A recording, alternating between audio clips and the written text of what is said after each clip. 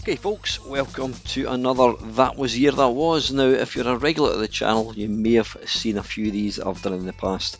It has been a while since I've done these now. The idea behind it is I would take a year and then I would look at the news headlines, I would look at the top selling singles in the UK, top selling biggest grossing films in the UK, and then I would just take a look at sort of the biggest arcade games that came out in that year. So I did do a series of these over like the arcade years. I've done a few for the Spectrum. Now this one is 1984 and it's the Commodore 64.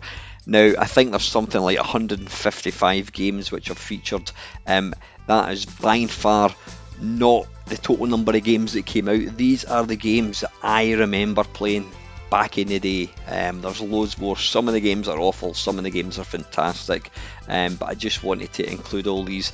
Now I do apologise in advance about the poor voice over when I was playing the games. I was using a headset. Now I don't know whether I had the microphone too close to my mouth. When I was talking it was reverberating quite a bit, so I do apologise about that. If it had been a shorter video I would have probably re-recorded it, but it's an hour and a half and to be honest with you I can't be arsed re-recording it, so just hopefully you enjoy it for what it is. So I'm really keen to get some feedback for you guys. Let me know what you think of this video, if you enjoy it. I don't mind admitting it's been an absolute bollock pulling together. I've had 150 odd games to play, edit, voiceover, all that kind of stuff. Now the next little bit where I talk about the news, I've actually just taken that from 1984, the Spectrum years, because it's the same headlines, the same films, so I thought rather than re-record it again I'll just reuse it. So unless you've actually watched that video fairly recently you're not going to know any difference. So anyway, let me know your comments folks. I suggest it is a long video. I suggest you go and grab yourself a cup of tea, sit back in your favourite armchair and hopefully enjoy and bask in the nostalgia that was 1984. So in the news, I've taken the sort of the main points that I remember in the news. In January 1984, General Motors ended production of the Vauxhall Chevette after 9 years. Now that was actually one of my first ever cars and it was a piece of shit. On the 13th of January, 6 people sadly died when Britain was battered by hurricane force winds. So that's not a new phenomenon, you know, we've been getting shit weather for a long time. On February the 1st, the Chancellor of the Exchequer, Nigel Lawson, announces that after 13 years, the halfpenny will be demonetised and withdrawn from circulation. I think they should be doing that with 1 pences, 2 pences and 5 pences because they're utterly worthless. 7th to the 19th of February, Great Britain and Northern Ireland compete at the Winter Olympics in Sarajevo in Yugoslavia and they won 1 gold medal. On the 14th of February, Torvill and Dean won a gold medal, so there you go, they're the only ones that won a medal for ice skating. 12th of March, the miners' strike begins in Pitts. The National Union of Mine Workers against Margaret Thatcher's Conservative government intent on free market reform of the nationalised industries, which includes plans for the closure of most of Britain's remaining coal pits. 27th of March, Starlight Express opens at the Apollo Theatre. The Apollo Victoria Theatre in London. On the 15th of April, Tommy Cooper collapses and dies on stage from a heart attack during a live television show, live from Her Majesty's, and he was only 63. I actually remember watching that, and yeah, we didn't realise, we thought it was part of that, and I've watched it since. I wouldn't really recommend you watch it because it's actually quite depressing and not very nice to see, but yeah, I have to say I wasn't a big Tommy Cooper fan, but you know, died way too early. 17th of April, WPC Yvonne Fletcher is shot and killed by a secluded gunman during a siege outside the Libyan embassy in London, an event that came to be known as the 1984 Libyan embassy siege. 11 other people are also shot, but thankfully survived.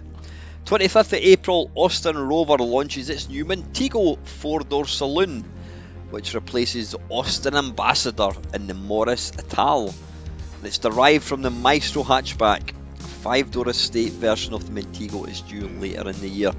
In May 2nd, the Liverpool International Garden Festival opens in Liverpool, funnily enough. 8th of May, the Thames Barrier, designed to protect London from floods, is opened by the Queen. 12th of May, Liverpool FC secure a third consecutive league title and the 15th in the club's history, despite being held to a 0-0 draw away at Notts County. 19th of May, Everton win the FA Cup, their first major trophy for 14 years, with a 2-0 victory over Watford in the final at Wembley Stadium. Goals are scored by, bloody hell, there's a thing you don't hear very often. The goals are scored by Andy Gray and Graham Sharp, both Scots. That's probably the last time a Scotsman actually scored a goal. Everton's last FA Cup triumph came in 1966, and they have now won the trophy 4 times. 23rd of May, 16 people are killed in the Abbeystead disaster caused by exploding methane gas. Don't remember hearing about that. 26th of May, the Football British Home Championship, which has been contested by the 4 home nations since 1884, witnesses its last game. Really, Northern Ireland won the trophy. I used to love that. I mean, I'm not a football fan, but I used to love the home championship, Scotland versus England. So that stopped in 1984, bloody hell. 30th of May, the Queen officially opens a new terminal at Birmingham International Airport. The terminal has been in use since the start of last month, replacing the original terminal that opened in 1939. Liverpool win the European Cup for the 4th time with a penalty shootout victory over AC Roma of Italy after a 1-1 draw in the final at the Olympic Stadium in Rome. Arthur Scargill is arrested and charged with obstruction at Orgreave. June the 20th, the biggest school examination shake-up in over 10 years announced, with O-level and CSE examinations to be replaced by new examination, the GCSE. The first GCSE course will begin in September 1986 and will be completed in the summer of 1988. 22nd of June, the inaugural Virgin Atlantic flight takes place. In June, British unemployment is at a record high of around 3.26 million, though a higher percentage of the nation's workforce were unemployed during the Great Depression some 50 years earlier. July the 4th, the government announces the abolition of dog licences. 7th of July, the 10th G7... Gene Simmons? Where did that one come from? The 10th G7 summit is held in London. 9th of July, a fire in the roof of York Minster, probably caused by an electrical storm, causes extensive damage which is expected to cost millions of pounds to repair. 12th of July, Robert Maxwell buys a Daily Mirror for $113.4 million. 28th of July to the 12th of August, Great Britain and Northern Ireland compete at the Olympics in Los Angeles and win 5 gold, 11 silver and 21 bronze medals, I should say. I think Daley Thompson won his medal in the decathlon. 11th of August, barefoot South African runner Zola Budd controversially granted the British citizenship earlier in the year collides with Mary Decker in the 3,000 metres final at the Olympics, neither finishing as medalists. 15th of September, the Princess of Wales gives birth to her second son, Harold. October the 9th, Thomas the Tank Engine and Friends is first broadcast on ITV, becoming one of the most successful children's TV programmes of all time since Postman Pat on the BBC 3 years earlier. 12th of October, the Provisional IRA attempts to assassinate the Conservative cabinet in the Brighton hotel bombing. Margaret Thatcher escapes unharmed, but MP Anthony Berry and 4 other people are killed, whilst Norman Tebbit is trapped among the rubble and his wife Margaret is seriously injured. 13th of October, I do remember this, darts player John Lowe achieves first televised 9-dart finish. It's mental now because they get them every other week. It's incredible how darts has improved the standard. 16th of October, The Bill, the long-running police drama, airs for the first time on ITV. It debuted last year as a pilot show called Wooden Top. When the last episode is shown in 2010, it will be the longest running police procedural in British television history. November the 20th, British Telecom shares go on sale in the biggest share issue ever. 2 million people, 5% of the adult population, buy shares, almost doubling the number of share owners in Britain. 25th November, 36 of Britain's and Ireland's top pop musicians gather in a Notting Hill studio to form Band Aid and record the song Do They Know It's Christmas in order to raise money for famine relief in Ethiopia.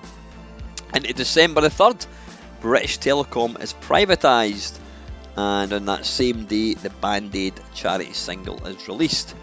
11th of December, Band Aid's Do They Know It's Christmas goes to the top of the UK singles charts.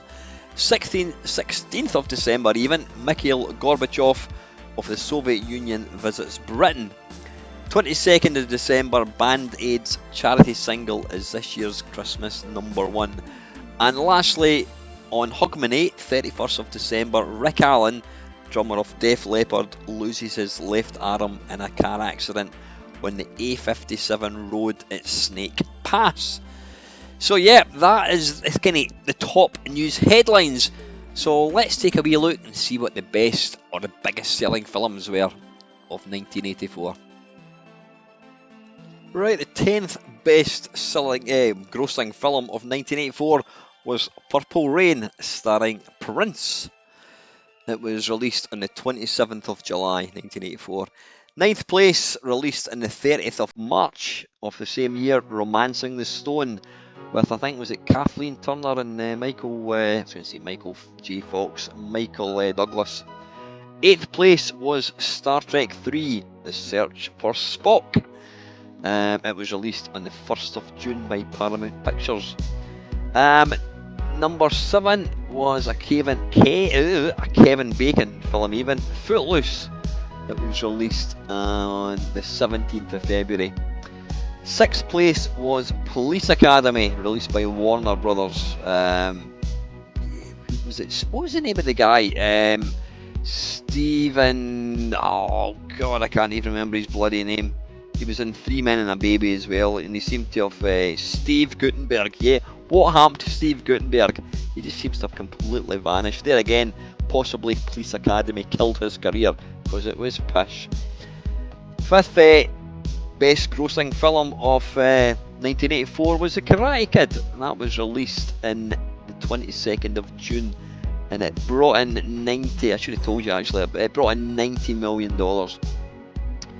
In 4th place was Beverly Hills Cop, released on the 5th of December, and it brought in $103 million. 3rd place was a film I went to see. When did I go to see it? I went to see it at Christmas 1984, and it was my first date with Carolyn. Until she dumped me 3 months later because she wanted to concentrate on her exams. That was her excuse. Anyway, yeah, Gremlins was released on the 8th of June 1984, and it grossed a whopping $148 million. In 2nd place, Indiana Jones and the Temple of Doom, released on the 23rd of May 1984, and it grossed $179 million. And no surprise, in top position, grossing $220 million, was Ghostbusters, and it was released on the 8th of June 1984. Yeah, right, and top songs. The 10th best-selling song 1984 was Freedom by Wham. In 9th place, Ghostbusters by Ray Parker Jr. Oh, for God's sake. 8th position, Jesus, Agadoo by Black Lace. Yeah, less said about that the better. Number 7, now I'm actually surprised, I actually had to double check this. I thought this came out earlier, but I'm not going to argue with Wikipedia. The 7th best top-selling song of 1984 was "Hello" by Lionel Richie. Sixth place was another Wham song, and it was "Last Christmas." And then, inverted commas, "Everything She Wants." Never heard it called that before. 4th place by Frankie Goes to Hollywood, "Two Tribes." 3rd place, same group, "Relax." In 2nd place, Stevie Wonder, "I Just Called to Say I Love You." And as I told you earlier on, the best-selling single of 1984 was "Do They Know It's Christmas" by Band. Kicking things off is 3D Scramble. Now, there was a plethora of Scramble conversions that came out back in the day, but they all sort of, well, they were all like two-dimensional, like the original arcade one, but this one tried something a wee bit different. I never really played this one much. I think I was quite late to the party actually with this one, but it's a really pretty-looking game. There's a couple of times when I'm playing that, I don't know why I've died. Anyway, that was that. Right, this one, Alien. That theme tune, or introduction tune, when I used to do the SID shows with Lacosa and Panther, Lacosa picked that as one of the most impressive bits of music, and I have to agree, it's an old game, but yeah, I did buy this. It was a huge box. If I'm being honest, I didn't really understand how to play it, and I was a wee bit disappointed with how it looked. But it's one of these games, see beneath the graphics or beyond the graphics, and it's got a lot of atmosphere, and it's worth loading just for that, bit of music. But it's a really, really good game. This one, I never actually played this, but I've included it because it was one of these games that was getting pimped all the time in the computer magazines back in the day, and I always remember thinking, wow, look at the graphics, and even that, I mean, look at it, the graphics are really nice.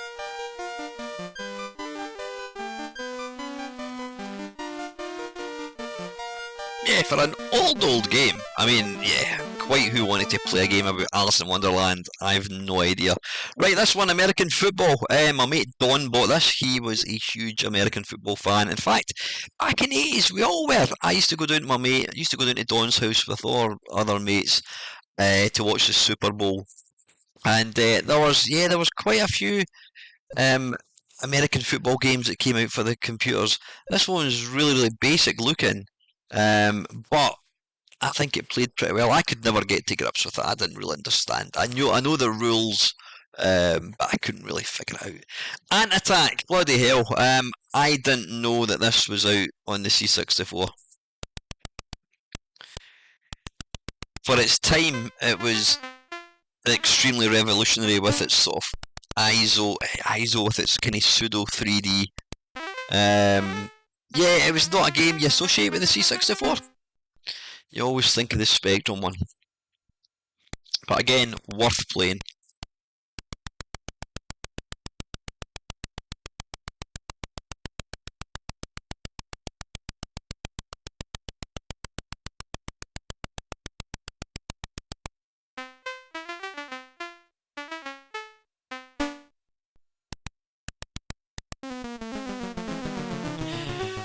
Wow, Archon.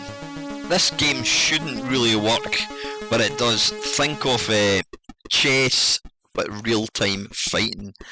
Yeah, it shouldn't work at all. And again, I can still distinctly remember loading this game up, not really knowing what it was.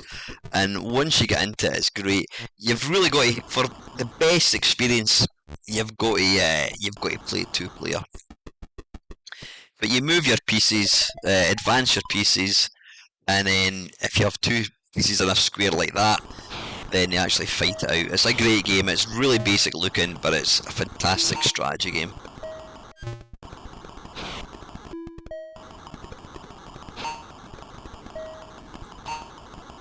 Each piece has got its own power, obviously.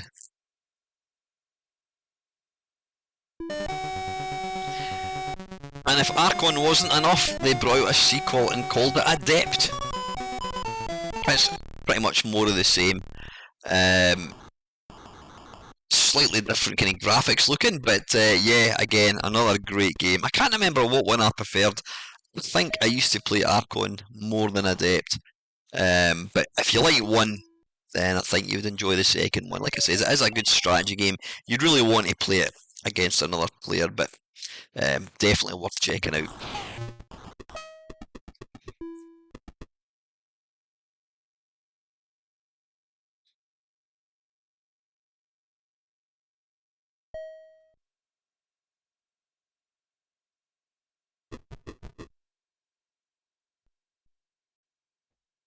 Oh, bloody hell, where do we start with this one? This game is probably the worst Commodore 64 game ever. Yeah, there's plenty of basic games which you could say are worse. Well, maybe not. You need to bear in mind this was a full price game. It's based on what was the popular TV series broadcast in the UK about a bunch of guys that went across to Germany to work on a building site, one of my favourite programmes. This absolutely diabolical piece of shit is Auf Wiedersehen Pet the game. It's just awful. It's just, it is the worst game ever. I mean, you're playing the part of Oz, who was one of the sort of main characters. Now, this is actually a depiction of him walking about in a building site. These little blue things are apparently fellow workers dropping tools on your head. It's just awful. It really, really is. Check it out on YouTube. It's just the biggest pile of crap ever. But I had to include it.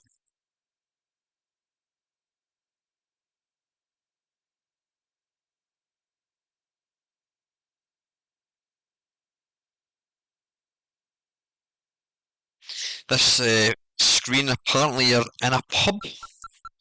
Yep, these are people, and that's you going into a pub. Yeah, it's the realism is just incredible.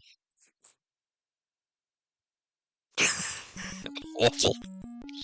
Right, this one, I'm including this one. I don't remember really playing this game, but that intro, that picture you can see there, that was all over the magazines, and I remember thinking how beautiful it looked. So I've included this because, I mean, it obviously came out in 1984, but it looked such a nice game. I have absolutely no recollection, I should say, of what the game's about. Is it a shoot 'em up? It must be, yeah, it is actually.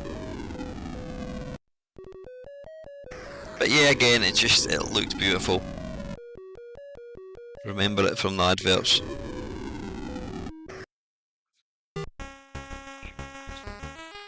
Right, this will be one of many Imagine games you're going to see, I think. This is Addendums by Imagine Software. Now, Imagine Software, if you don't know, they were one of the biggest early software companies. They made an absolute killing. They made a fortune, and every one of their games was complete dog shit. They really were. Yeah, I have no idea what you're trying to do there, but avoid at all costs.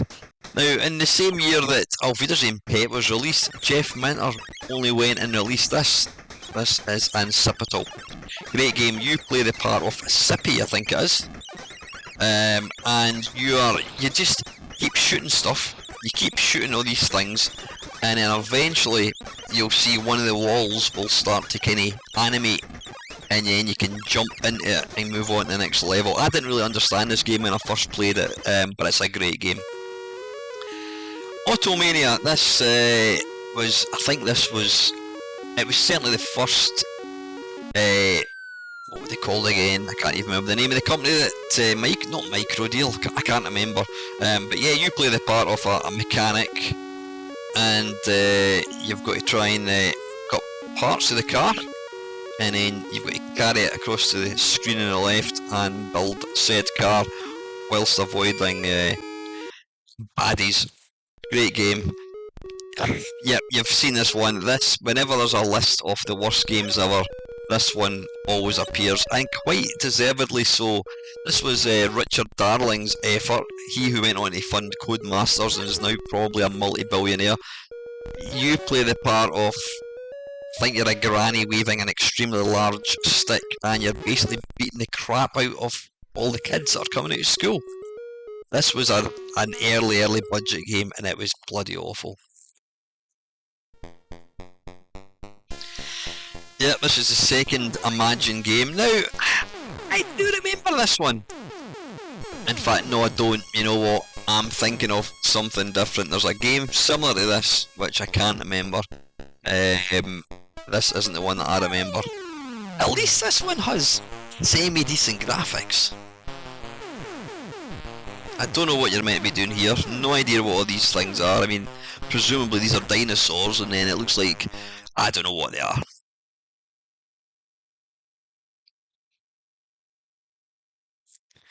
Right, this is a Stonewall classic. Castle Wolfenstein, sequel to... No, I was going to say sequel to... This is original.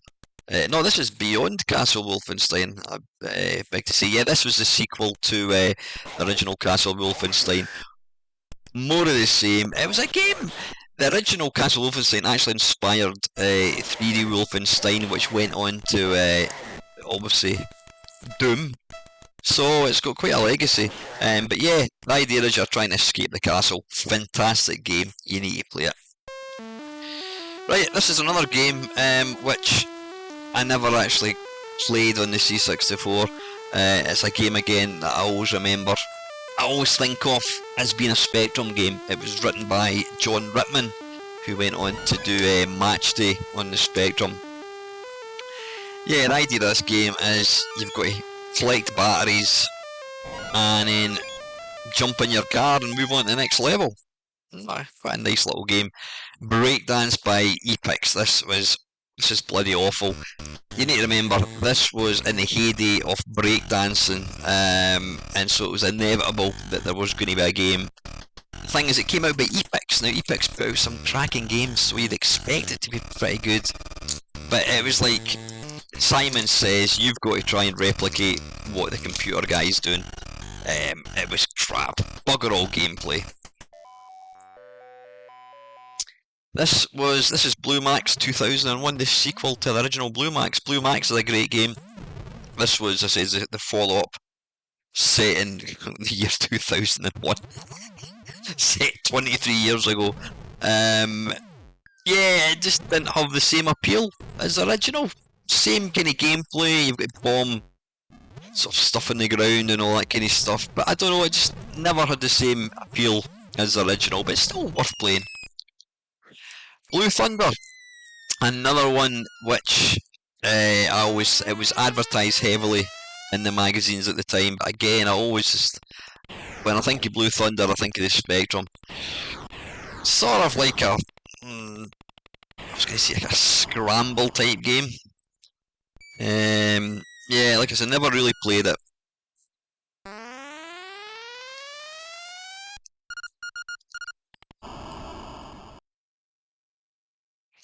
Yep, and that list of the worst games ever, this will be on it as well. This is also programmed by Richard Darling. This is BMX Racers. At least this has got a tiny modicum of gameplay. Yeah, you've got to get to the end of the track.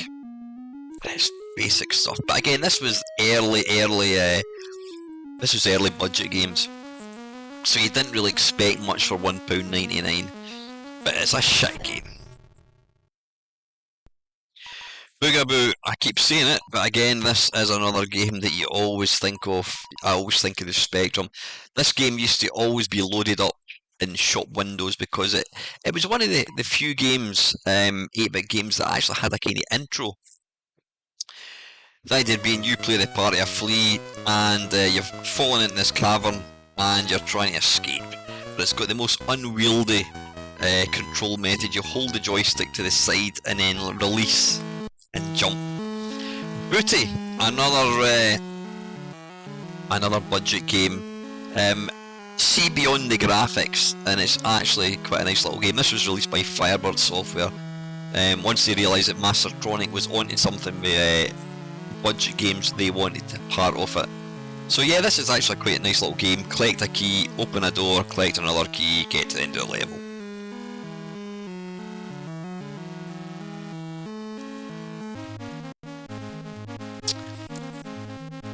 Bumping Buggies. Oh, what's it called? Is it Jump? Oh, this is based on an arcade game. This was one of the first games I played on my Commodore 64. I did get a copy of this from Brian. Yeah, you jump. It's an odd game mechanic. You jump and squash cars. So it's not really so much race game. It's quite a bizarre game. Quite fun, I have to say. Beam Rider, this game came on Softaid, and I loaded it up. I'm thinking, God, this looks bloody awful. Then I started playing it, and to this day, it is one of my favourite Commodore 64 games. Listen to this sound effect.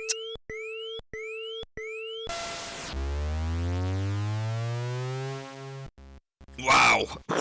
It's, again, see beyond the graphics. It's an utterly immersive shoot 'em up. Quite easy, very playable, but trust me, load this up and give it a go. It's a great game.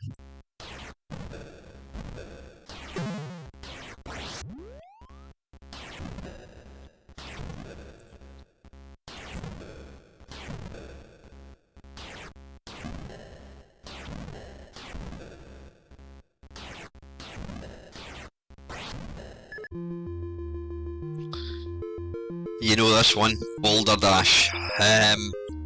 Yeah, this was a game that I remember seeing the Atari shop that I used to go to on Atari, on an Atari 8-bit. Again, you've got to see beyond the graphics. I suppose it is a puzzle game. Real-time kind of puzzle game. It's really playable, great fun, some great kind of game mechanics. It's not particularly easy, it does get difficult pretty quick. This is level 1, which is pretty easy. But yeah, it's a great game, tons of levels, if you like it, there's loads of remakes that other people have done, level designs and what have you. Need to check that one out. Right, this is one of the first entries from Task Set Software. This is Bozo's Night Out. Now, Bozo is a drunk, and he's basically pissed, and you've got to try and get him back home. It's got all stereotypical people, skinheads, old women, policemen, I think there's hookers as well. Yep, there's a hooker.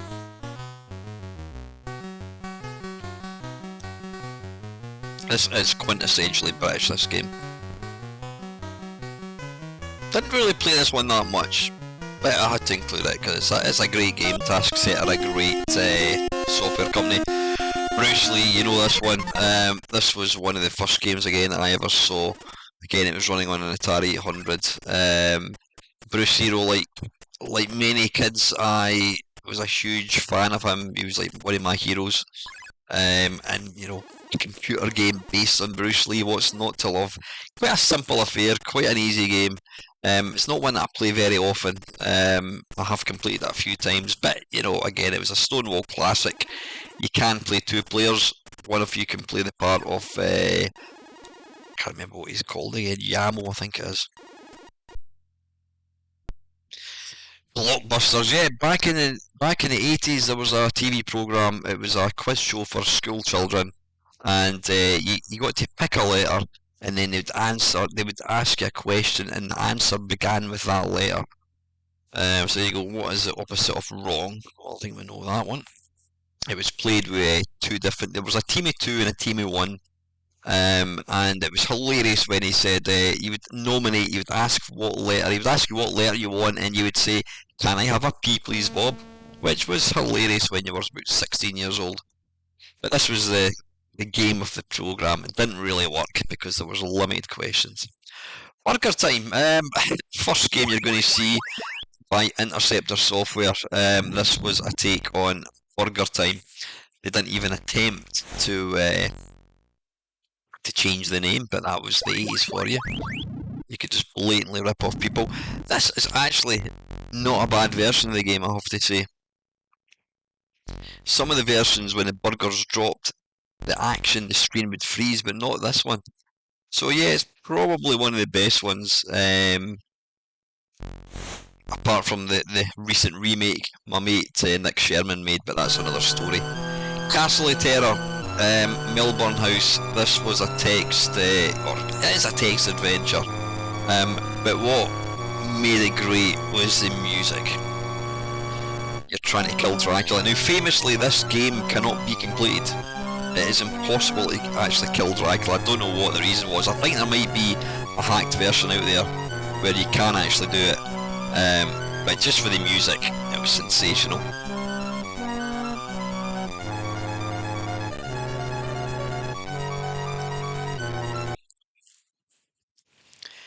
Combat Links, yeah, it's a helicopter game.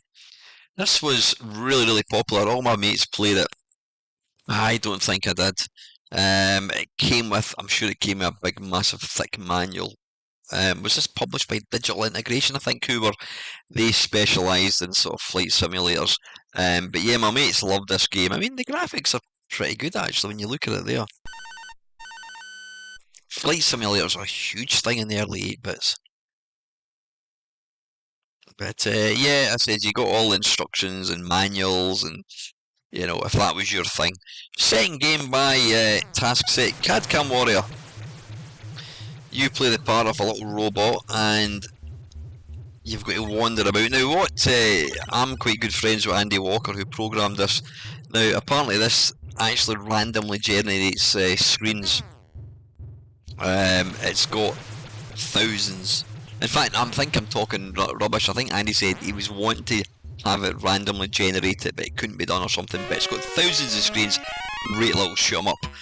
Right, Mastertronic Budget Games continues. This is Chiller. This is probably the first Mastertronic budget game that wasn't complete shite.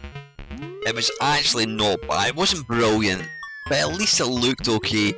And the early version had a version of Michael Jackson's Thriller, which was subsequently removed. This version you can see here has the tune replaced. China Miner, if you watch my channel, you'll know I've got a bit of a relationship with this game. Programmed by Ian Gray for Interceptor Software. Again, it was featured on the Softaid tape. It's a devilishly hard platform game, but if you're willing to put the time and effort into learning it, it actually is quite a good game. I actually like this game.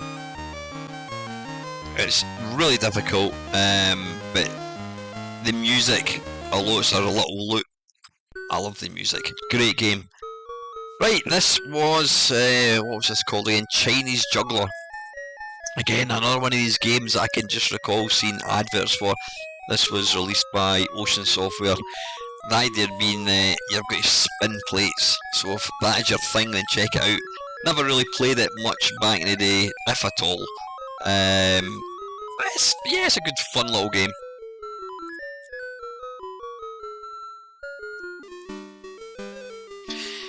Cavalon, this is a fantastic little game. Now, I didn't actually realise this is based on an arcade game.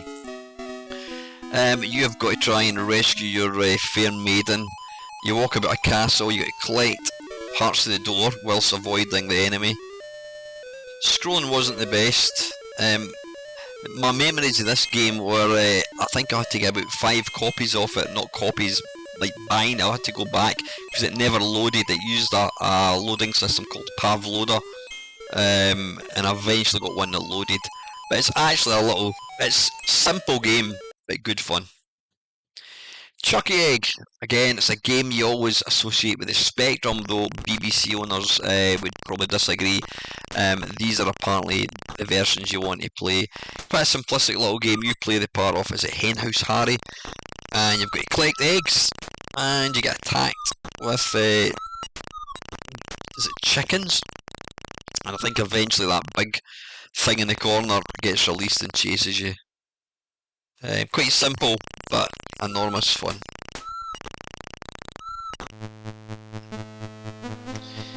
Now, this game, Cliffhanger, if you're of a certain age, there used to be Wile E. Coyote and Roadrunner. Wile E. Coyote would be forever trying to catch Roadrunner. It was a cartoon, and he would set up different bombs, etc. This is basically that game. You've got to try and kill the guy with setting booby traps and what have you. See beyond the graphics, because it is actually a really good little game. I've not played it that much, but it is a good fun game.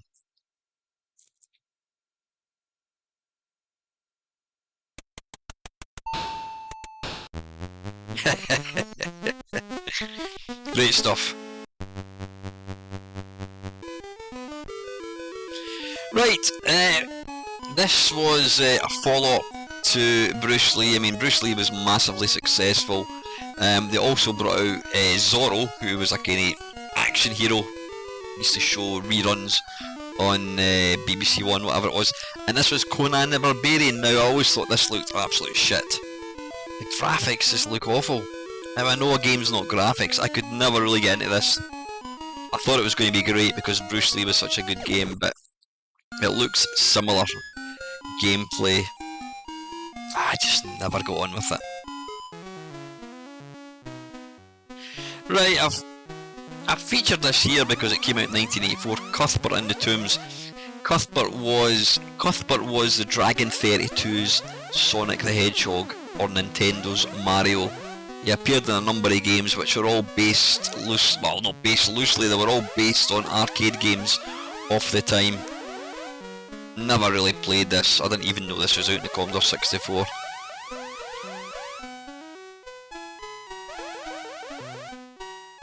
Is this based on Tutankhamun possibly? I'm not sure.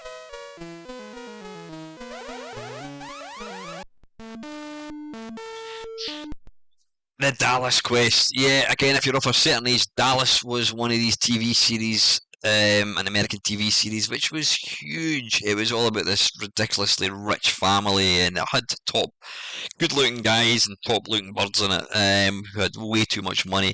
This was a graphical adventure. I think it only came in disc. I did get a copy of it, but yeah, this was never really my thing. Daley Thompson's Decathlon. Wow. Based on track and field. The one people always talk about is the Spectrum one, and I have to say, the Spectrum one is the better game. Graphics in the C64 one are really nice, but it's not a good one. There's better track and field games. Dinky Doo, released by Software Projects. Bizarre sort of collect 'em up type thing. I don't know what it is you're actually trying to pick up. Is it potions or something?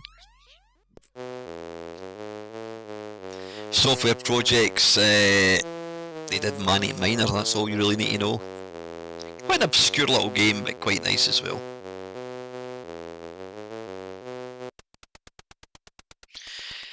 This game had one of the lowest scores ever in Zap. It came out by US Gold. Apparently doughboys is a technical term for people who they work during the First World War. I think they supply ammunition to the soldiers. You've got to try and get from left to right. It's not as bad as Zap made it out, I don't think, but it's pretty difficult.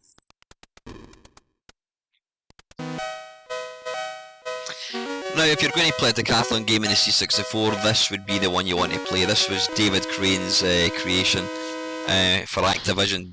Animation was much, much better, and it accurately reflected how much effort you put into wagging that joystick. So the quicker you waggled it, the faster you ran. I had forearms like Popeye due to it waggling my joystick playing this game.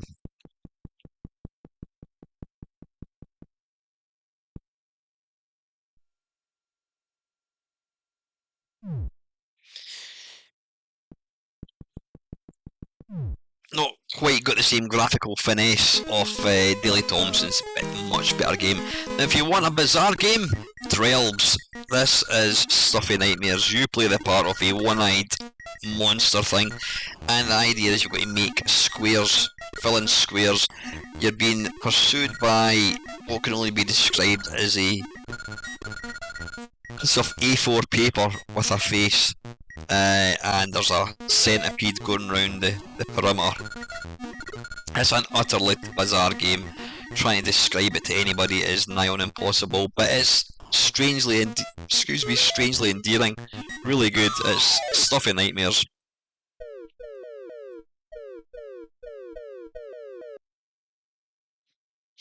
Drop Zone. Now, it's mental to think that this game came out in the same year as Auf Wiedersehen Pet. Drop Zone by the late great Archer McLean. This is the finest shoot 'em up on the C64. This could have quite easily have been an arcade game as it stands. I would say if you're going to play, if you've got an emulator, play the Atari 800 one. It is slightly faster, slightly smoother, but the C64 one is fantastic. I was lucky enough to actually play this on Archer McLean's C64 at Zap Live last year. But this is an absolute cracking game, one of the best games in the C64.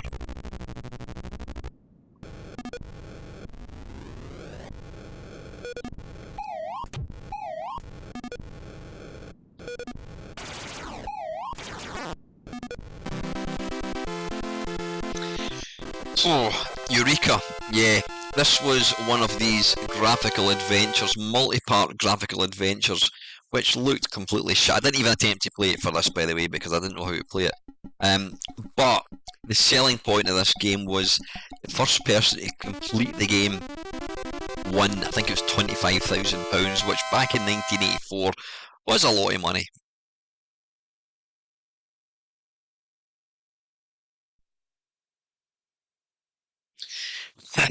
Everest Ascent by Richard Shepherd Software. Yeah, Richard Shepherd Software. God, that sounded like Sean Connery. Richard Shepherd Software. He put out all these games. They were all kind of really basic adventure games, and I think they were. I think they were actually written in BASIC. This one you've got to try and ascend Everest. But yeah, they were pretty shit. This one by my old mate Richard Leinfellner from Palace Software. This was based on the classic horror film.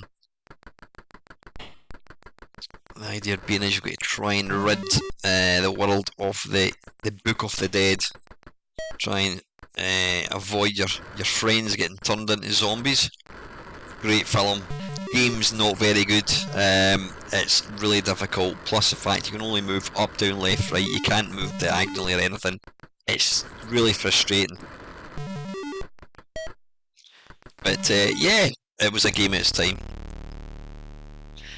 This is Eagle Empire. This is based on Phoenix by, I think, Steve Evans, Alligator Software, and this is an absolute cracking conversion. Very, very faithful to the arcade. I did play this game a lot.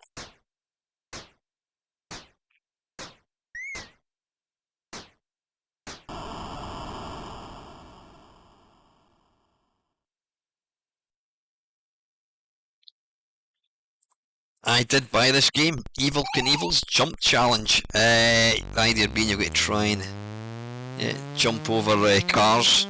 It had one of the most unwieldy controls. You had to use the function keys for gears, and if you over-egged the acceleration at all, you would die. It also had probably boasted one of the largest sprites in any C64 game.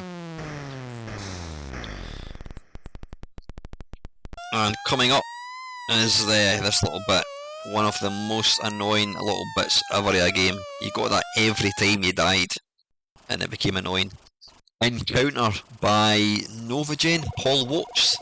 Now, sadly, Paul Wokes, I think he passed away quite a long time ago. This is a fantastic game. It did come out for the Atari 800. They also re-released it for the 16 bits. But this is a great game, so atmospheric. It's a 3D shooter. It's like, think Battlezone, but with folding graphics. Sound effects are great. Really good game.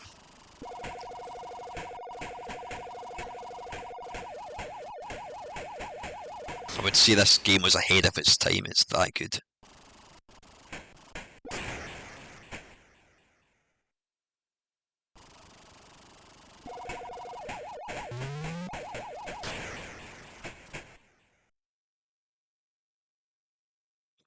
Now, this was my brief foray into flight simulators. This is F-15 Strike Eagle by Microprose, I think it was. Like I said, all Microprose games had great instructions. You also got big instruction manuals and God knows what else, maps. Yeah, looking at it now, it's extremely slow. This is a kind of perfect kind of game that would probably benefit from being in an emulator. You could just crank up the speed to maybe 2 times, but great game. This is Flight Path 737, a fiendishly impossible flight simulator by Commodore software. Back in the day, me and my mate and my brother-in-law used to huddle round the keyboard and attempt to take off, and we failed miserably. A few months ago, I got together with one of my mates and we recorded a video where we tried to take off, and yeah, it's impossible, but it has got an absolute stonking title track, and it's worth it to load it just for that. Sublogic Flight Simulator 2. This was a really advanced for its time flight simulator. If I remember rightly, I think this sold for like maybe £20-30, which doesn't seem like a lot now, but when you think back, the average game back then was about £6-7 quid. So this was like a really expensive bit of software. You'd really need to buy it because you'd have all the different controls and what have you. But yeah. Flippin' Flop First Star. This was a great little game. I can't remember much about it other than it was fun to play. A lot of the games that are in this video came out originally for the Atari 800. But yes, I really can't remember much about it at all, but you do play the part of 2 different animals. Good fun to play. Kinda similar to sort of Qbert, I suppose, but a lot easier to play.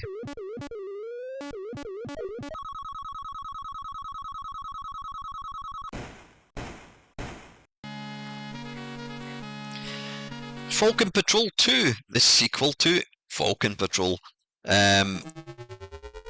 Some lovely sound effects in this game. I think it was a guy called Steve Lee programmed both of these. I played the first one a lot. Never played this one quite as much because more modern games were coming along. But the sound effects, hopefully I'll try and shoot something.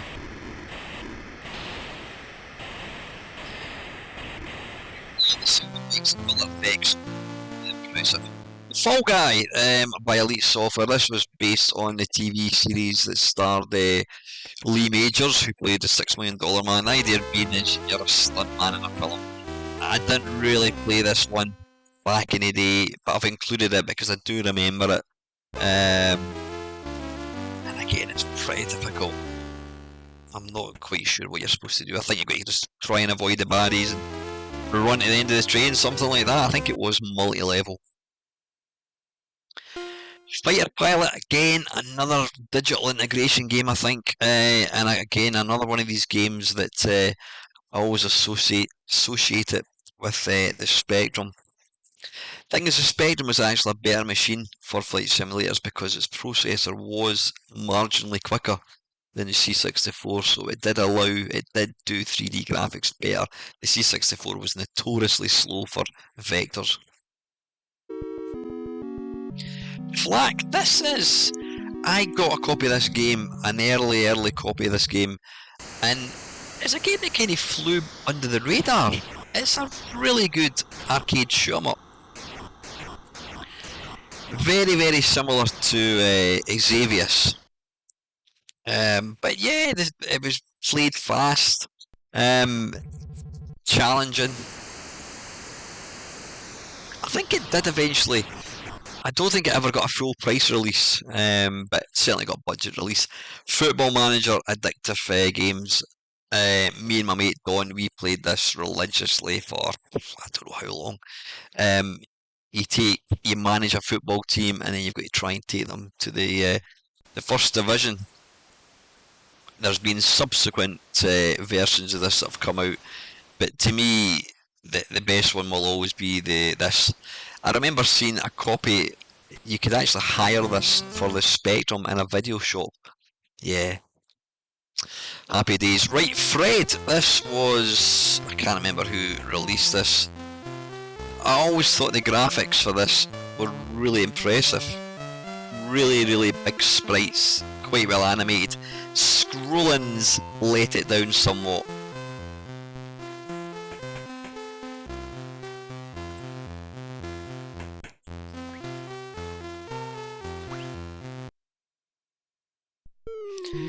Blacksins! Again, I don't actually remember if I actually had this. I don't think I did have this back in 1984. But I have included it because it obviously did come out then. And it's actually not a bad version of Galaxians. You know, the show I played back then would have been... what was it called? Galaxy by Kingsoft, which was very similar. But this is actually quite a credible version. Ghostbusters, yeah. What do I need to say about this? Written by David Crane, published by Activision. It was huge. It came out, the timing was great. It came out just at the time when, you know, the film was out. The film was massive. There was obviously the theme tune as well. It's a bit like Beachhead. When you look at it separately, it's not that impressive, but put all the different parts together and it was actually quite a good game. And obviously the speech, again, it's one of these games they always promoted in shops. But yeah, go and check it out. Ghost Chaser, one of these games that see beyond the ugly graphics, and it's actually quite good. This was early American software.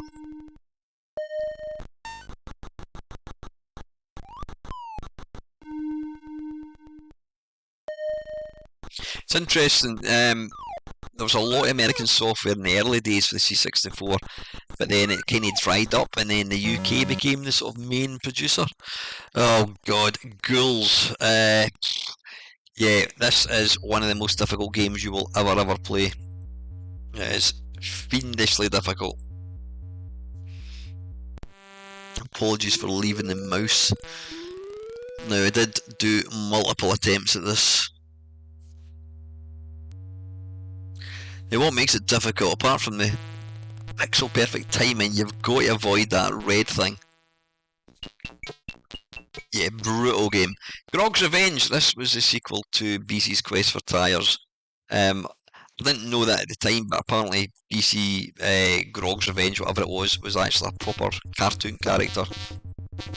Lovely graphics.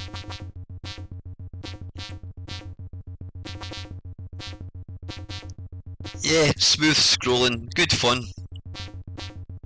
You've got to collect oysters, I think. You've got to get a certain number to let you progress to the next level. But yeah, the graphics are great. What was this? This was... oh, I can't remember the name of this. Did it say the name? I can't remember the name of this one, but this, I think... oh, is it Gumshoe? Yeah, Gumshoe, that's what it was. This came on, I'm sure this came on the Softaid tape. It's a copy of Elevator Action. Not a bad version. Gyrus, this is a Stonewall classic. Great version. Yeah, apologies for leaving the bloody mouse pointer on the screen. Now the graphics did flicker quite a lot, but you know what, I never really noticed it at the time and it didn't really matter. Great music track to it as well, that really adds to the sort of the tension. This is Gilligan's Gold by Ocean Software. This was their version of Bagman, or was it Super Bagman, I think. You've got to try and steal the gold, put it in your trolley, and then leg it before the bandits get you.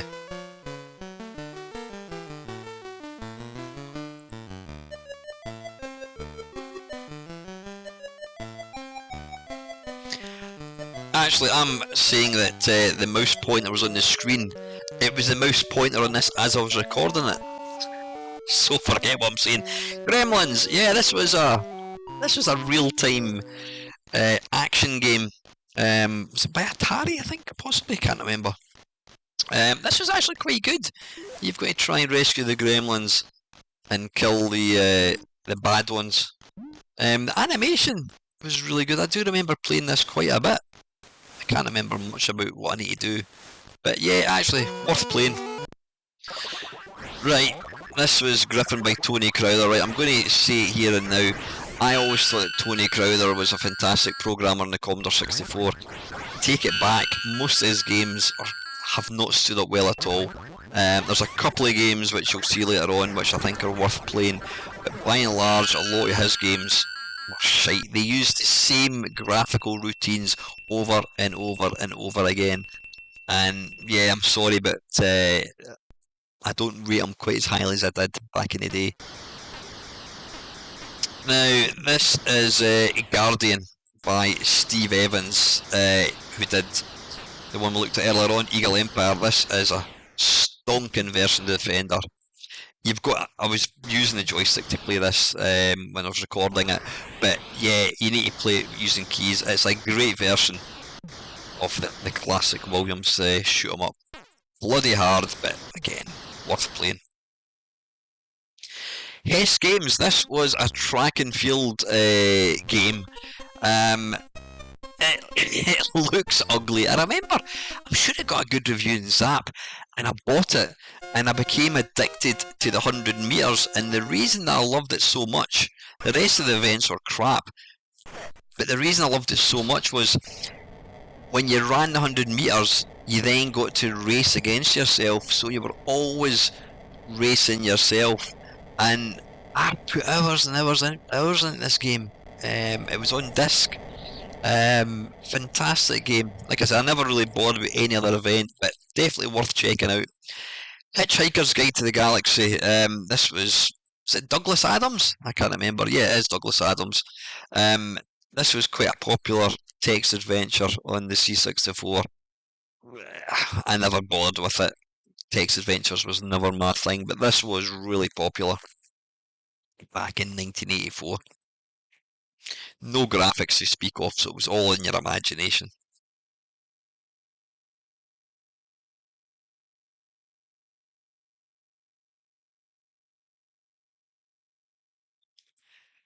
Yep, another Activision one. This again is another Stonewall classic. This is Hero. Get into the cave, rescue the wee dude who, for whatever reason, has decided to sit in his arse at the bottom of a bloody cave. Quite a simple game to play, really playable. You've got to venture through the caverns, there's different baddies, you can turn the lights out, you're playing in darkness, you've got bombs, you've got lasers. I mean, what's not to like? This is a great game, and it's very easy to play as well. High Noon by Ocean Software. I love this game, it's just iconic for a number of reasons. Really difficult. One criticism of this game is your sprite moves really slow, and sometimes it's difficult to actually avoid getting hit.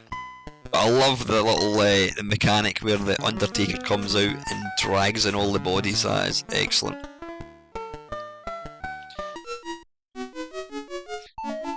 Again, Hungry Horace Spectrum game, isn't it? This was the sequel to Horace Goes Skiing, I think. I might be talking complete nonsense. It's another one of these games I always just associate with the Spectrum. To be fair, it's not a bad game. It's not a bad little Pac-Man derivative. Again, I don't know if it's sold well or not. You know, there was other Pac-Man games out there, but actually quite a fun little game to waste 5 minutes.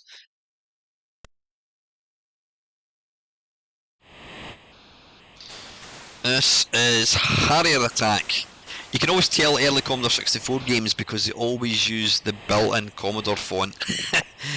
And looking at them now, they look quite ugly. Because later games, they always had their own font, whatever. But yeah, I don't think I really played this much back in the day, but it's actually quite a good version. It's very similar to Falcon Patrol. This is, oh god, this is one of people class this as one of the worst games ever. This is Hercules. It is impossible. This is me playing it.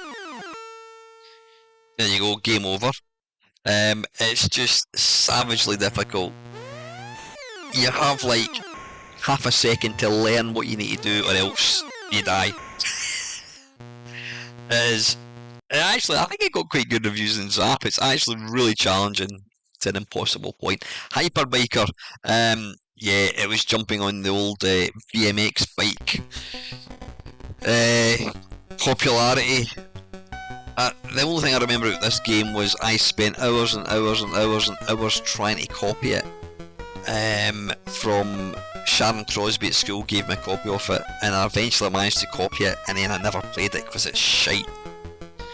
But again, it's very much a game of its type, BMX racing.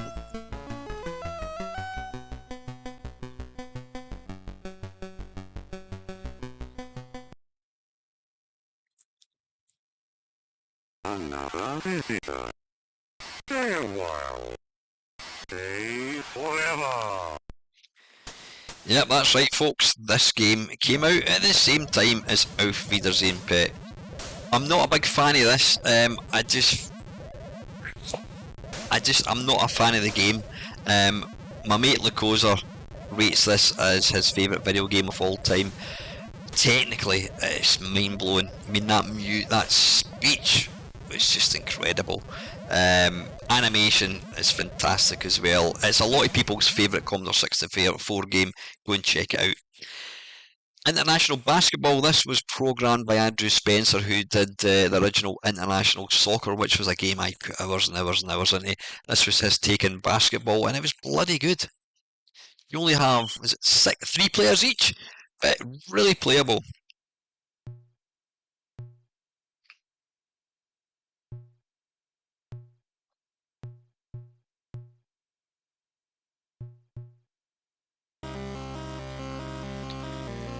Jet Set Willy, another Spectrum game you always associate with the Spectrum. Not a fan of this game at all. I used to load it up just for the music.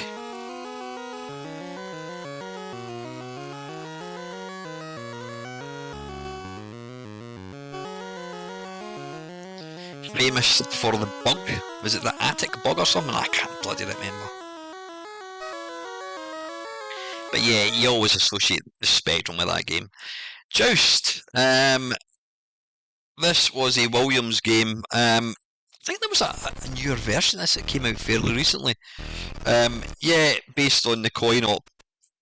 You got your flap to keep your bird or your ostrich up in the air. And then you've got to kill the baddies and then collect eggs. Wasn't really a fan of this game. I'm not really a fan of the arcade game. It's quite a quirky game, but not a bad conversion.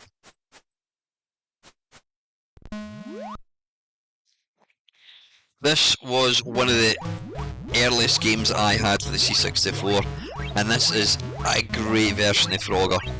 I bought Frogger 64 by Interceptor Software, and then I got a copy of this, and it's so playable. It looks good. This was by Livewire, who were around for a very short space of time, but all their games just looked fantastic. The music was good, looks great, plays well. One of the best versions of Frogger in my opinion. Juno first. Fantastic arcade game. This was the C64 conversion. I didn't know about the game. Sure there's maybe another version of this that was released, because I remember playing this on my C64 and thinking it was great. I'm not overly impressed with this particular version. It's quite, I don't know, it's quite jerky. It doesn't really play that well, but the arcade one is definitely worth checking out. Talking about budget games, Sean Southern only went and brought this out Kickstart for Mr. Chip Software. This was based on the popular series where spoiled school children who had motorbikes fell off. They tried to ride over boulders and bloody tractor tyres and all that kind of stuff. This was based on that TV programme. Really good fun. This was a budget game and it was fantastic. I put hours and hours and hours into that one. Great game. Cockatini Wolf, one of the worst games ever. I mean, listen to the theme tune. Yeah, you've got to try and collect, I don't know what they are, and you die even if you make contact with the clouds. It's a bloody awful game. Yes, terrible game. It was one of the first Elite games, and why they thought they would have Consider Yourself from the Oliver film as the theme tune is beyond me. Lazy Jones. This game is actually quite famous because the music track that you can hear was actually used by a song which was released in the charts. This was a multi-level game. There was loads of little mini games you got to play. Quite good fun actually. Quite ahead of its time when you think about it. Think WarioWare, but for the C64. But great music. This is one game that I love, in no small part down to the late great Ben Dalglish soundtrack. Based on, I can't remember what it's called in the arcades. There is an arcade game exactly like this. You've got to, you don't control the train. You've just got to basically kill stuff. But I played this all the time, just because of the music, based on Jean-Michel Jarre. Fantastic game. This was an Atari game, and me and my mates used to play this quite a lot. It actually looks really good. I mean, look at the graphics. For an early game, the animation was second to none as well. The animation, really good. Based on an arcade game, same Mario Brothers or Super Mario Brothers, I'm not quite sure what it was called. But you could play 2-player and you could play 1-player as well. But really good. This is a game, if Jet Set Willy was a Spectrum game, this was an Atari 800 game. Montezuma's Revenge. Multi-screen sort of platformer. Never really played it much. Again, I don't think I actually knew this came out for the C64. I did play it on my mate's Atari. Nice little game. Right, another Tony Crowther game. Monty Mole. I don't know. I don't want to be critical, but a lot of his games I just don't rate anymore. I did think they were good at the time, apart from Loco and maybe Blagger possibly. Yeah, this was the first sort of Monty Mole game, which then went on to, I mean, if it wasn't for this game, we wouldn't have Monty on the Run, which means we wouldn't have had the fantastic Rob Hubbard track. Mr. Doo's Castle, this was an early conversion of Mr. Doo's Castle, funnily enough. This is a great game. Fantastic conversion. I can't for the life of me remember what you need to do, how to play it, but it's a really fun game. Music adds to it as well.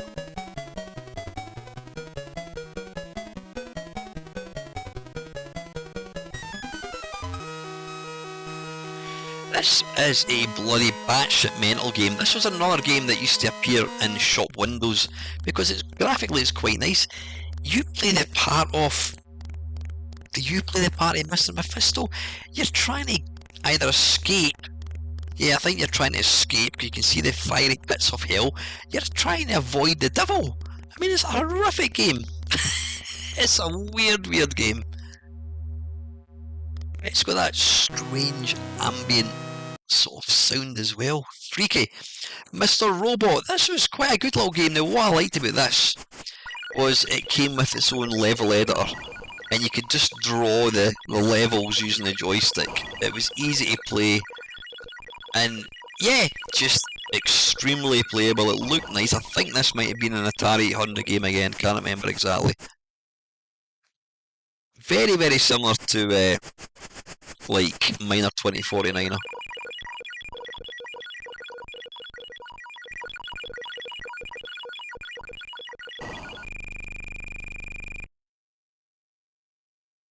Match Point, another quintessential Spectrum game.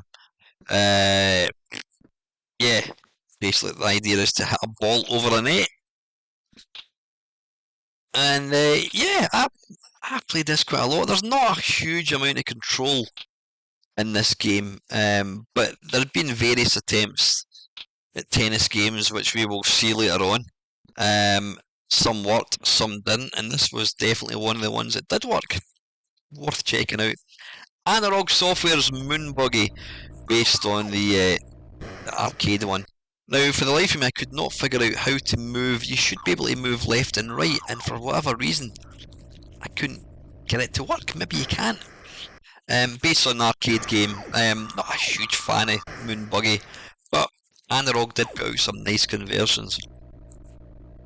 And it did look the part, it played pretty well.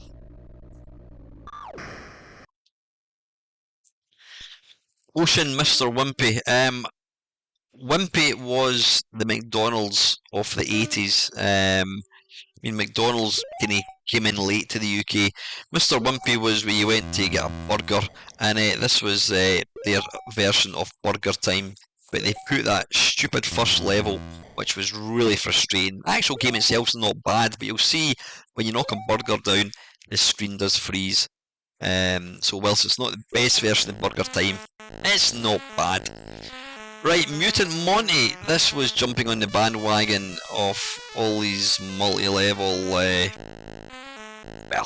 yeah. There was 1,000 Mutant Montys out there. Never really played this much. Don't know too much about it. I control a little yellow thing at the bottom. And you're collecting, I don't know what the hell you're meant to be. No idea. 1-on-1, Larry Bird and what was his name again? Ewing Bird, Dr. G or something. These were apparently the Michael Johnsons of the 80s. Yeah, 1-on-1. This was a really good game. I played this an awful lot. Graphics look a bit meh, but it plays really well. I put so much time into this game. Looks simplistic now, but a really good kind of basketball game. Mr. Chip Returns, Sean Southern's Olympic Skier. This was a great game. I wish Sean would re-release this with, well, I was going to say better scrolling. The scrolling's not as bad as I remember it to be. It's really playable. It's great. I love this game.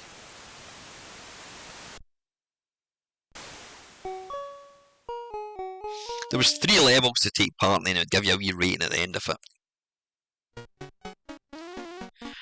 Right, we're talking about tennis games. This was Activision's version. This was GameStar's Tennis Club.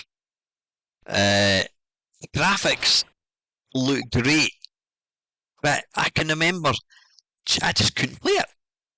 I think your player automatically runs, and you've just got to control the shot. I could never ever figure out how to return the ball. And unfortunately, 40 years on, that hasn't changed. Second game for GameStar, this was their version of the American football. Unlike the previous one we looked at, this one only actually has, you only control 4 people, but this one was more kind of arcadey. This was like John Madden of 1984. Again, I would try and play it, but I didn't understand all the different set pieces. My mate Don, he loved it. Park Patrol, another Activision game. You'll probably see a bit of pattern. Most Activision games were really playable because this was like the cream of American software. Park Patrol is a beautiful looking little game. The idea being is you've got to collect the rubbish, pick up the tin cans, avoid, is any turtles? I don't know. Rescue the swimmer when he gets into trouble. I love like the little water currents. This is a really pretty looking game. Great animation. The Pyramid, again another quintessential Spectrum game. You play the part, and I think he was called Ziggy. Don't ask me how I remember that. I just do. I've got this really weird memory for bizarre computer facts. Yeah, you've just got to destroy lots of, I don't even know, what are these? Are they like gazebos with umbrellas above it? I don't know what they are. But it was strangely compelling, just shooting stuff. This was Pathfinder by, again, Activision. You'll see it. It's a weird game. I think it's kind of been termed the thinking man's shmup. It's not just a question of getting to the end. There's like radiation and all this kind of stuff, and I could never quite figure out how to play it. I like the kind of the game mechanics, but I could never get to grips with it. Sticking with Activision, Pitfall 2 by David Crane, obviously the sequel to the original Pitfall. I wasn't a massive fan of this. I found it very frustrating because, yeah, you'd get so far and die, and then you'd go right back to the start again. Now, I know there were like continue points. I didn't play it that much, but it was essentially Pitfall, but with added extras. You could swim, had nicer graphics. This came out for every computer system ever. Oh god, this game reminds me of A Trip to Blackpool. Now oddly, it looks like you play the part of Walter White from Breaking Bad. The idea of this game is to try and stop the rats, ants, I don't know what the hell they are, from eating all your plants. I bought a compilation in Blackpool, and this was one of the games, and it was fucking awful. It really is. Pit Stop 2 sequel, the original Pit Stop by Epix. This is a great game. It was like the first realistic racing game. It felt like pole position. The graphics were great. You look at it now, I mean, you know, it's quite simplistic, but you could play against a computer, and you could also play against your pal. It was a great game, really good driving game.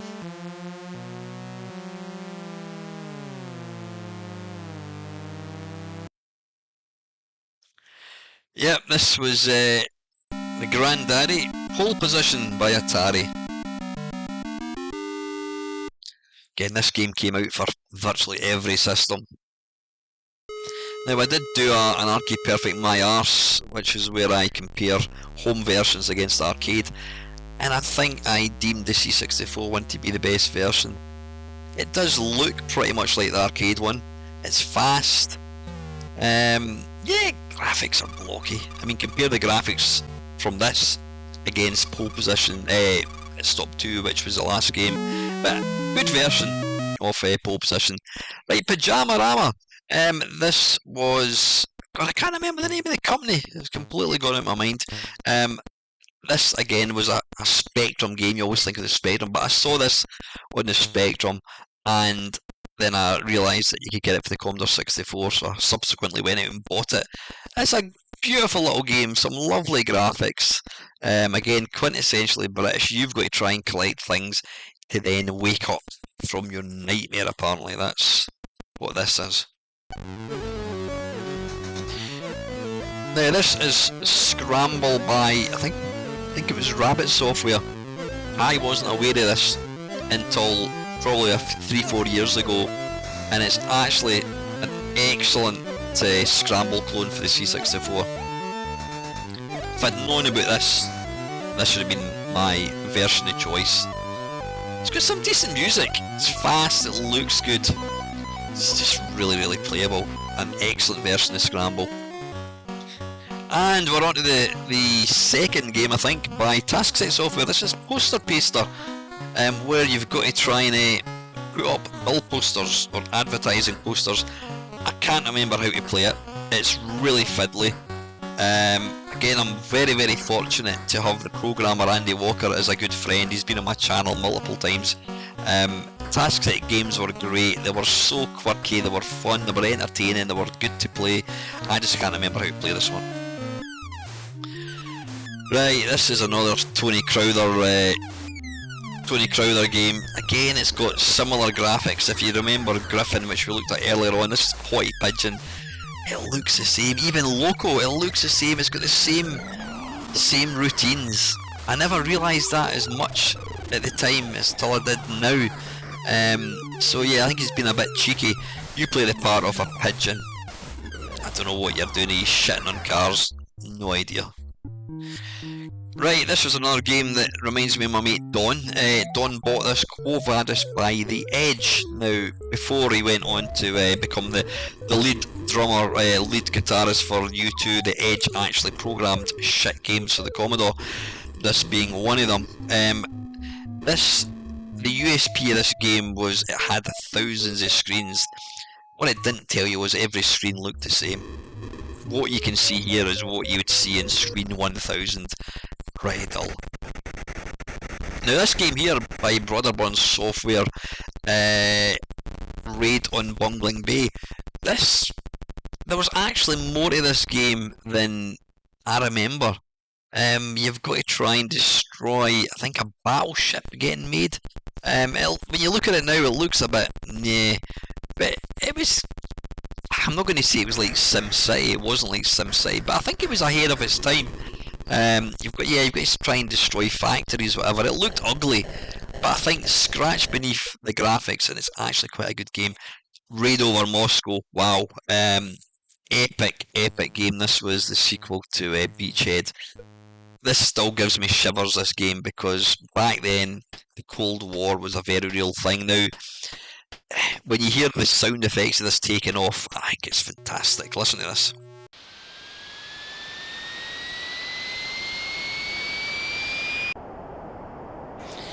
Yeah, the use of the filter on the C64 SID chip, just fantastic. Again, it was multi-level, like Beachhead, but the graphics were a lot better.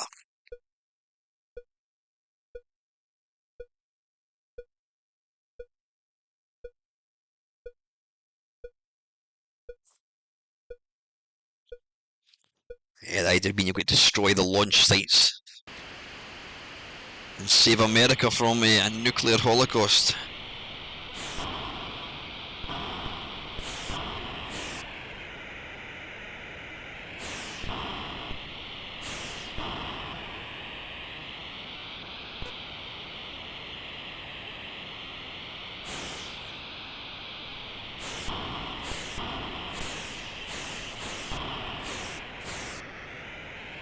You do eventually go into the Kremlin where you try and destroy it. So again, it was very much a game of its time. The sound effects in this game were great. But then coming from Bruce Carver and Roger Carver, what do you expect?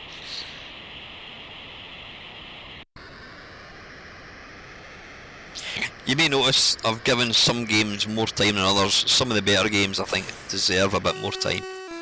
That being one of them. Right, Revenge of Mutant Camels. This is, I think, the second game by Lamasoft. I think this was the first Lamasoft game I ever bought. And I remember this one specifically because it did have, I think it was the first game to feature a tape loader, which meant it loaded faster. Not a tape loader, a fast loader.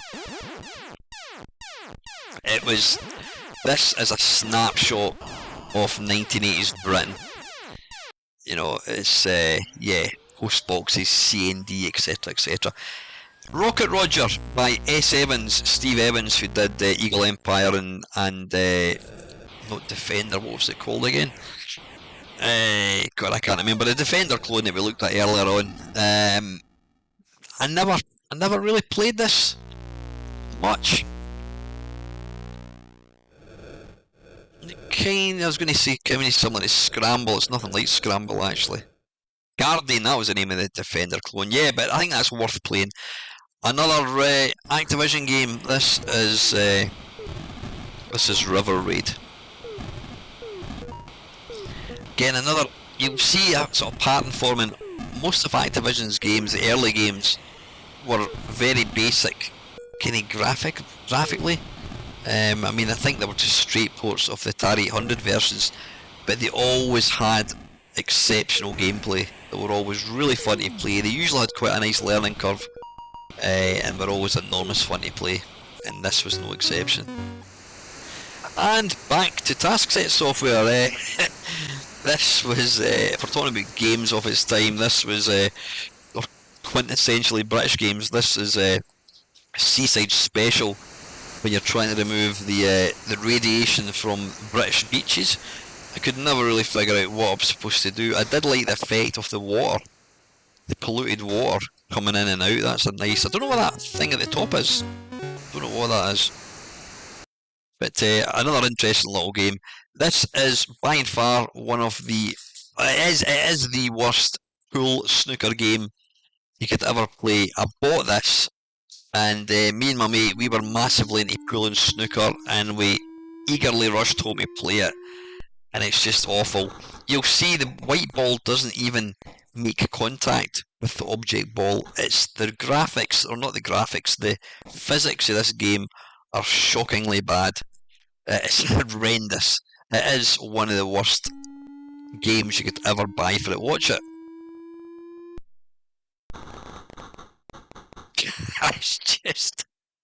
It's just absolute garbage. But for some bizarre reason, snooker games and pool games were massive on the 8-bit.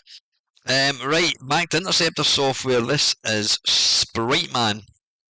Interceptor. They were like that, and they were similar to Imagine software. They just put out.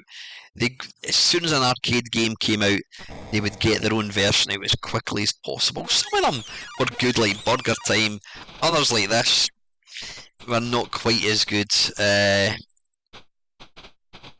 Yeah, but you know, games like this did sell. They knew that they cornered the market. They knew that people wanted to play arcade games. So, right, Shoot the Rapids. I didn't have this back in the day. This was a canoe 'em up. Yeah, you're in a canoe. That's the thing. There's games that came out in the 80s that you just quite simply wouldn't get nowadays. But when computers were brand new, people were putting out anything and everything, and people were buying them. I think this got quite a decent review in Zap, if I remember rightly.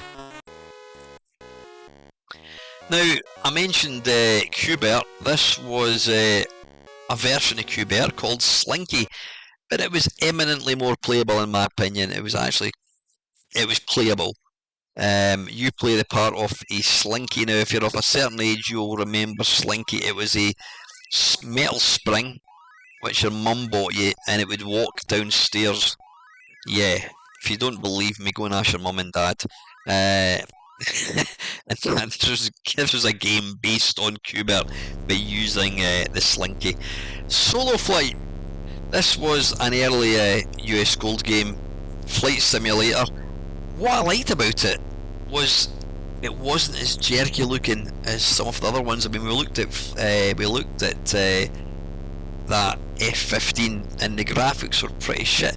This one, if you look at the graphics, yeah, it's slow, but they actually updated fairly fluently, which gave you quite a good impression of flying. Star Trader, I've included this because again, this was part of the Soft 8 compilation. I'm going to say it's like a budget Elite. It's really nothing like Elite, but you wander about, go to different locations, buying stuff. You can go to the pub and all that kind of bollocks. But then there was you could fly to other planets, and there was like a bit where you got to shoot stuff. I put a lot of hours into this. This game here, Stellar 7. This was an early US Gold game. I remember buying this from Ray's Computer Shop. It was a Battlezone conversion. I remember at the time thinking it was a bit rubbish, but looking at it now, it's actually not too bad. The C64 wasn't great 3D sprites, but this was definitely one of the better versions of Battlezone. I think it was better than the official version of Battlezone. Right, this is Super Zaxxon. It's Zaxxon, but super. I don't know whether was this based on an arcade game. I'm not quite sure. Similar graphics. Maybe the graphics were slightly better. Nice and colourful. Scrolling wasn't too shabby. Very, very playable.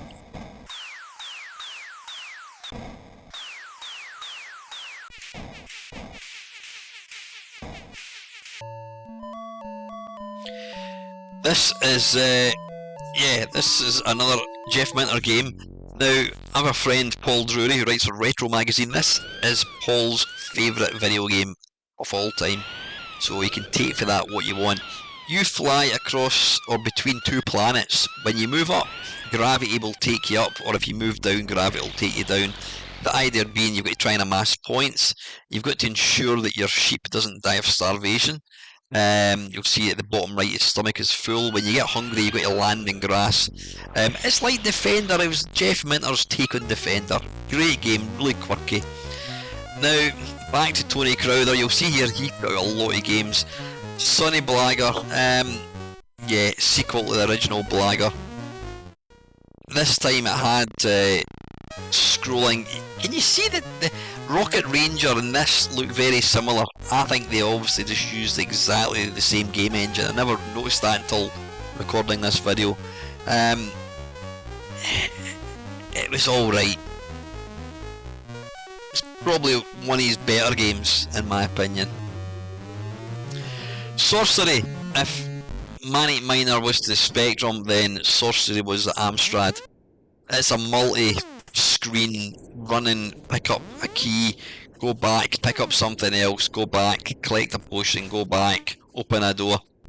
Yeah, graphically wise, it was quite nice, quite simplistic. Again, I says that if I think of this game, I always associate it with the Amstrad.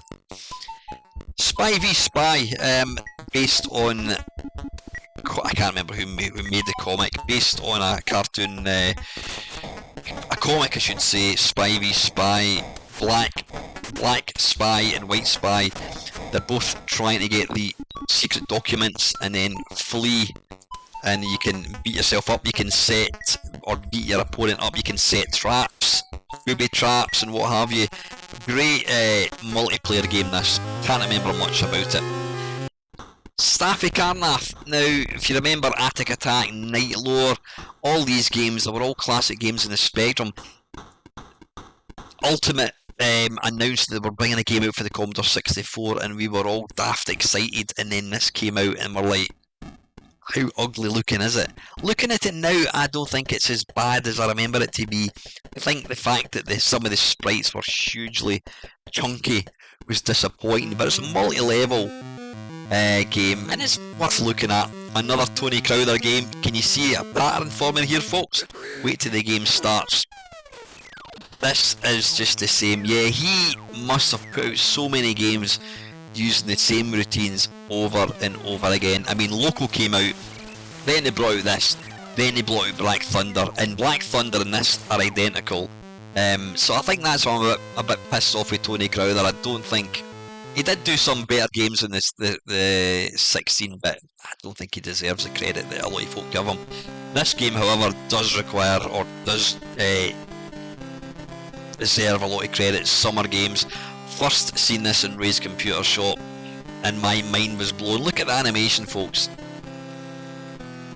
Just stunning.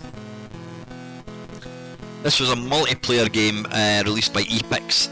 You could have 8 players, and the massive thing, huge thing which really elevated it for me, apart from like the animation and what have you, was the fact that it would store your highest scores, so you always knew what you wanted to try and beat. You got to pick what country you wanted.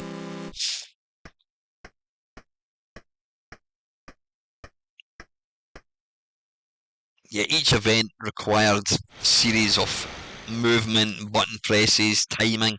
Yeah, it was a great game. And what me and my mates used to play this, we'd all be huddled around the single computer, all playing it, and when you won, when you got the gold medal and it played the national anthem, just awesome.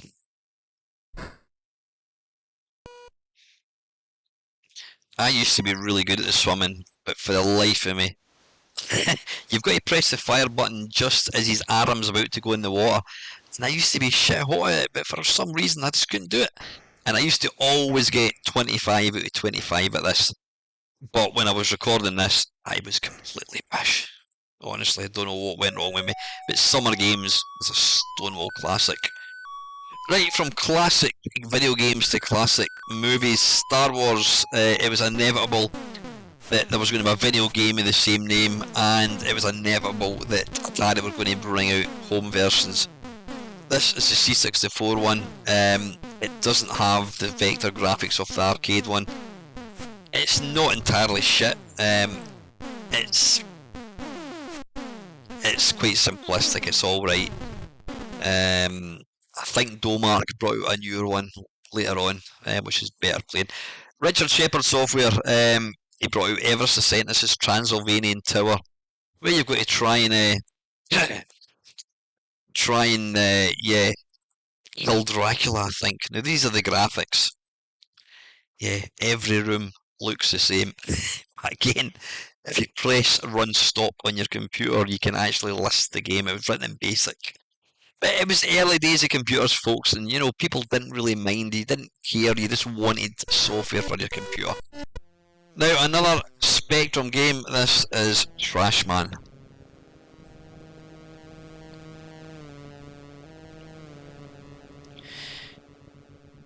There's quite a number of really quirky British games.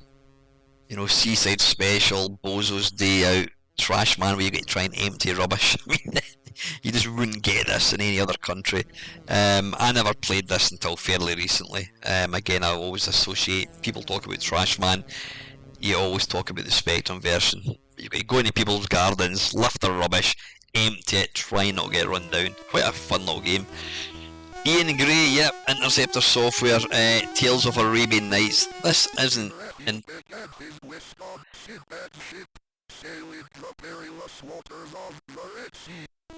Yeah, it's not entirely shit. It's got some, I was going to say decent speech. The speech is shit.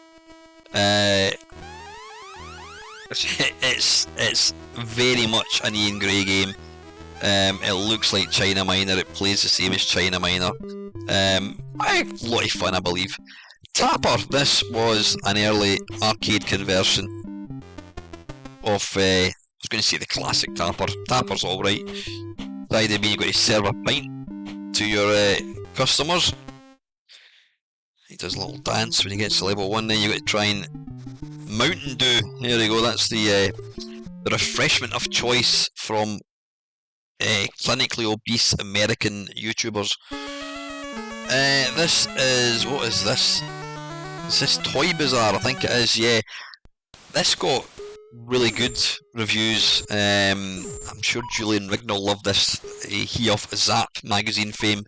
I'm not quite sure of what you're meant to do, but again, it's one of these early American games, and it was enormous fun. You're in a toy factory, can't remember, didn't play it much. This was actually the official track and field. Now, for whatever reason, this never got released in the UK until quite a while later. I don't know why, because it's actually quite a good version of the arcade. Really easy, really easy, but it actually looked like the arcade one. Don't know why it never got a release. Because it actually looks and plays pretty much like the arcade.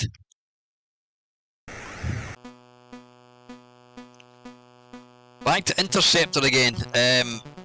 This was a game that again I played because of the music. But you know, saying that, it's not a bad little game. You know, 8-way scrolling game. The music was great. You got to collect things, you got to activate levers and what have you. It's not a bad game. It's certainly one of Interceptor Software's better games, or least shite games, I should say. But yeah, you've got to collect items, and I think you've got to take them to the checkout, something like that. Right, this was Underworld by Ultimate. Now this was based on the Spectrum game. I always remember thinking this was a really frustrating platform. Completely. It was just uncontrollable. The way you jumped and then you'd fall. I hated this game.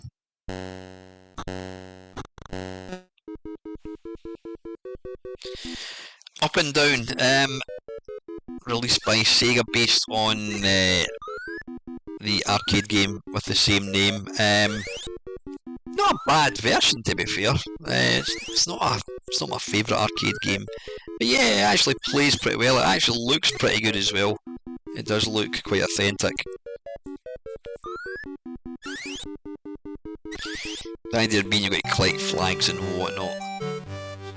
Right, Wheel and Wally, again by Interceptor Software. I didn't remember playing this back in the day. I think this is based on an arcade game. I don't know what it's called, somebody will probably tell me. Yeah, where you control this eating mouth and you've got to try and eat the kind of dots whilst traversing along a kind of up and down thing. Quite a bizarre game. Yeah. Right, this was the first tennis game I ever bought. Wimbledon 64. It is utterly unplayable. Completely unplayable. What they didn't tell you was you have to have 2 players. It's 2 player only. So yeah, what I did when I was recording this for a video, I actually set the joystick up so I was controlling both players. But it looked alright, but just utterly unplayable. It's awful. Yeah, I played it for about half an hour and then realised that I couldn't play it. So, best avoided. Talk about best avoided Arctic World Cup. Yeah, 1986 World Cup. They always bring out an official football game. So what the US Gold decided to do was, shit, we've got all the t-shirt and all the packaging, but we've not got a game. Let's speak to Arctic and we'll get their 1984 shit football game and we'll package that and we'll change the graphics and nobody will notice. So this was the football game that they gave away. This was the game, it was like 15 quid or $9.99. This was the game that you got in 1984. It is fucking awful. I mean, look at it. Oh, awful. Zone Ranger. Yeah, this was again another one of these arcade games that kind of largely went under the radar. I think it's based on, there is an arcade game, the name of which escapes me, where you're shooting stuff. I can't remember what it's called. Yes, I'm sure it's a Williams game, but it's actually quite a nice little game. It looks nice, it's fast, and it plays really well. It's colourful as well.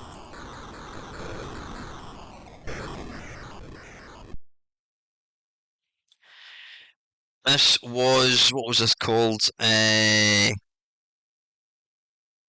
Oh, Zork. Yes, Zork was one of the most famous text adventures. There was Zork 1, there was Zork 2. Not my kind of game, but there was lots of people loved all these games. And, you know, Zork was like one of the originals. I think it had a really good parser for like words and what have you. So if you want to check out early text adventures, you can probably do worse than play this.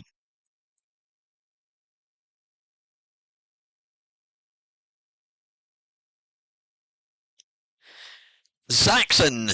Yeah, this was the original. I'm sure there was a couple of versions that came out, but this is probably the best one. This is by Synapse Software. This looks really authentic to the arcade game. It plays really well as well. Scrolling sound effects. Yeah, this was a game that, you know, I would say was ahead of its time. Zenzi, another Activision game. I don't remember much about this one. It was a sort of puzzle type game. I can't remember. You've got to try and link these little things together. I don't remember much about it, but I think it was fairly well received at the time when it first came out.